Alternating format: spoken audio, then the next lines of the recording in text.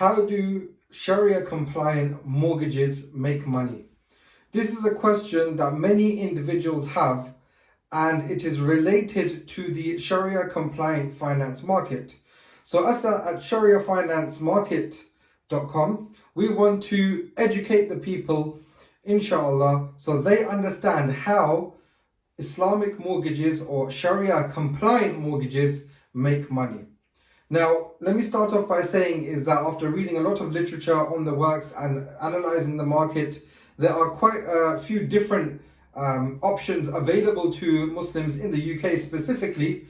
And what I'm going to be doing is I'm going to explain the two different principles that I've found in how the Islamic mortgage market operates. So, of course, with any Islamic mortgage, or they're called home purchase plans, which is the Sharia compliant way of saying Islamic mortgage, there are three parties involved, or there are three things involved. Of course, there's the bank, or it could be a financial institution, because there is another market which is opened up where they're not specifically a bank, but they're an institution helping you to purchase your home. So you've got your financial institution, your bank, you've got the house itself, of course, and you've got the family. And as you can see, I've got a man there. For some reason, he's not wearing any clothes. And the woman, she's in abaya. Alhamdulillah. Okay, so coming back to it. The basic principle of all mortgages, of course, is that the family or the person who is looking to purchase the house must contribute a deposit. So depending on what you are, first-time buyer, or whether you're going for a second or third investment property, there's different levels of mortgage. But for argument's sake, we're just going to keep it simple, and we're always going to use the 20% rule. So we're going to say that the family can contribute 20% to the purchase of the house. So 20% is coming from the family. So the question remains, where does the remaining 80% come from? How does that work? And what happens with that 80% figure and the 20% figure over time? So, of course, not many houses are, or even flats actually, are available for 100,000 anymore. But just to keep the numbers easy, we're going to use the 100,000 mark, a house. If you can get that, go snap it up straight away. So, in this £100,000 property, the family is putting £20,000 towards the property, and the financial institution is going to put £80,000 towards the property. And how does that work? Basically, both parties, the financial institution and the family, are entering into something called a musharaka agreement. So both parties are entering into a musharaka agreement. And if you've been on my channel, I've got another video, Islamic Finance Explained, which explains what musharaka is. So definitely check that video out if you're unsure of what musharaka means. But just as a basic, it means musharaka comes from the same word of sharik, partners. Both the family and the financial institution are becoming partners to purchase this property. So of course, at this current moment, on day one, the family has put 20,000 in the house and the institution has put 80,000 in the house. So therefore, they're 20/80 partners at the moment. So the institution, together they go. So the bank and the family, together they go and they purchase this house for £100,000. Now, on paper, of course, the bank owns 80% and the family owns 20%. And there are fees which are involved, and every single bank will have their own fee structure. So we're not going to comment on that. So of course, the family, whatever fees they pay to the bank, the fees contribute to the profit of the business, or to cover the costs. Okay, because these fees don't really make a profit for the bank. They do go towards the profit, of course, but they cover the costs of administering the mortgage or the home purchase plan.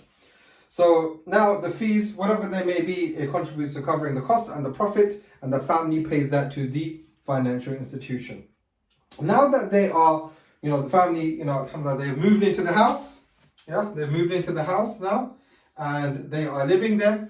And every single month, the family will make a two types of payments. So there's what we classify as the Ijara agreement. It also comes into play as well. So the Ijara agreement is a lease agreement. Ijara agreement is a lease agreement that the bank or the financial institution has got a lease agreement with the family, that the family can rent 80% of the property from the bank. So the family can rent 80% of the property from the bank. And they have the equity payments as well. So the equity payments mean that the family will purchase a small amount from the bank every single month as well. And this is actually called a diminishing Ijara. Diminishing Ijara agreement. So let's say with this particular £100,000 property, with this diminishing Ijara agreement, the family agrees to pay the financial institution £200 rent every single month. I'm going to get rid of these lines just because it can get a little bit confusing. So now we've got the Ijara, the Musharaka agreement in place. They purchased the property together. The F is gone there. And the family agrees to pay the financial institution, say £200. It could be any figure.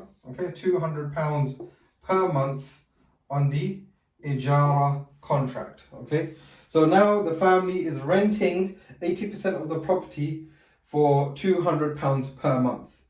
And let's say that they are also agreed to pay an additional, say, £333, so 80,000 divided over 20 years and divided by 12 months works out about £333.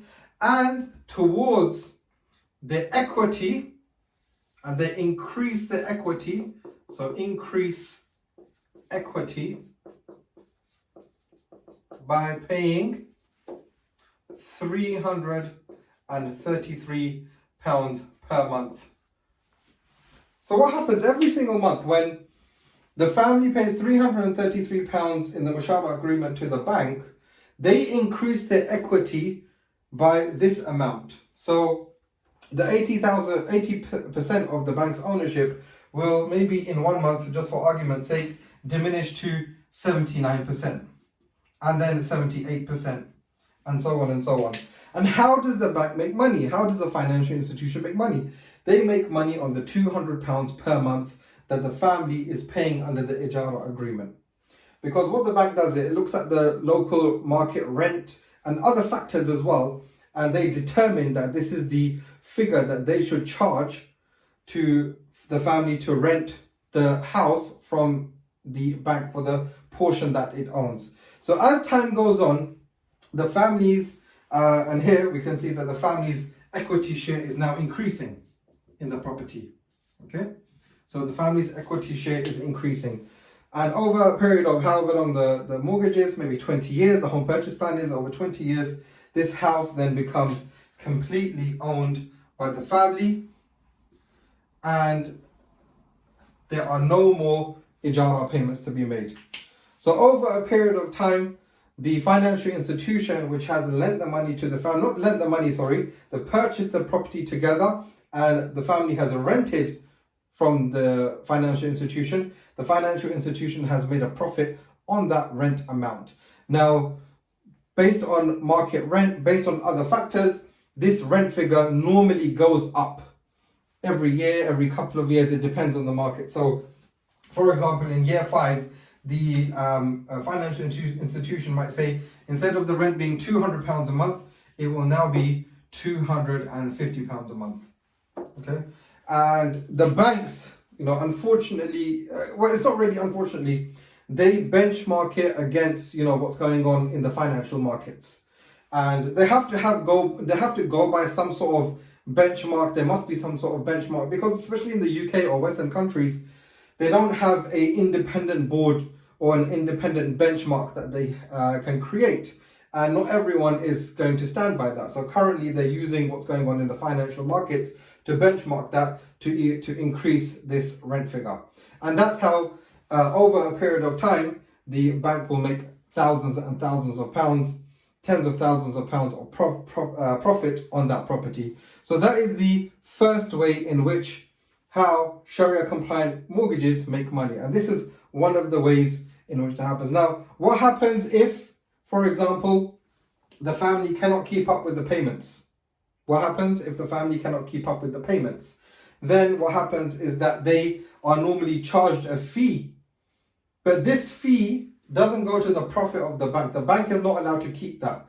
Under Islamic law, you are not allowed to charge late fees, because that will become similar to interest, where the interest increases, the price of the financial contract increases as the period gets longer and longer.